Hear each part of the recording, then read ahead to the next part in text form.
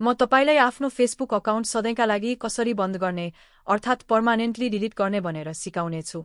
अब सुरु गरौँ। आफ्नो फेसबुक अकाउन्ट डिलिट गर्न पहिले फेसबुक एप खोल्नुहोस्।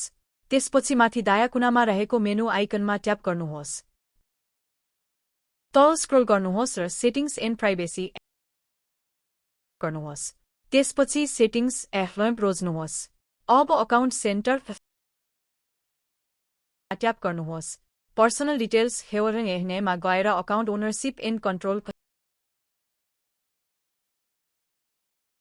त्यसपछि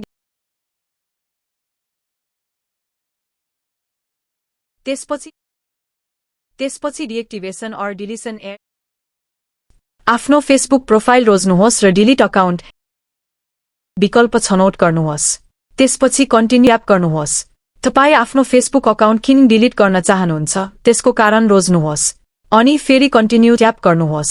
अकाउन्ट डिलिट गर्नुअघि स्क्रिनमा देखाइएका अन्य विकल्पहरू राम्रोसँग हेर्नुहोस्, जस्तै अकाउन्ट अस्थायी रूपमा बन्द गर्ने, आफ्ना जानकारीहरू डाउनलोड गर्ने वा फेसबुक मार्फत लगइन गरिएका अन्य एपहरू चेक गर्ने। त्यसपछि अघि बढ्न कन्टिन्यू ट्याप गर्नुहोस्। अकाउन्ट डिलिट गर्ने कुरा पक्का गर्न आफ्नो पासवर्ड टाइप गर्नुहोस्। पासवर्ड राखेपछि कन्टिन्यू ट्याप गर्नुहोस्। अन्त्यमा प्रक्रिया पूरा गर्न डिलिट अकाउन्टमा ट्याप गर्नुहोस्। यति गरेपछि तपाईको अकाउन्ट स्थायी रूपमा डिलिट हुनका लागि शेड्युल हुनेछ। यदि तपाईले अकाउन्ट सधैँका लागि डिलिट गर्ने निर्णय गर्नुभएको हो भने पनि आफ्नो विचार बदल्नका लागि तपाईले 30 दिनको समय पाउनुहुनेछ। 30 दिनभित्र लगइन गरेर तपाईले अकाउन्ट फेरि सञ्चालनमा ल्याउन सक्नुहुन्छ।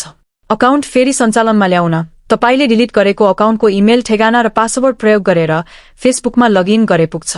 त्यसपछि रिएक्टिभेट वेट कमर्सियलमा ट्याप गर्नुहोस्। आफ्नो फेसबुक अकाउन्ट स्थायी रूपमा डिलिट गर्नका लागि यति गरे पुग्छ। हेरिदिनु भएकोमा धन्यवाद।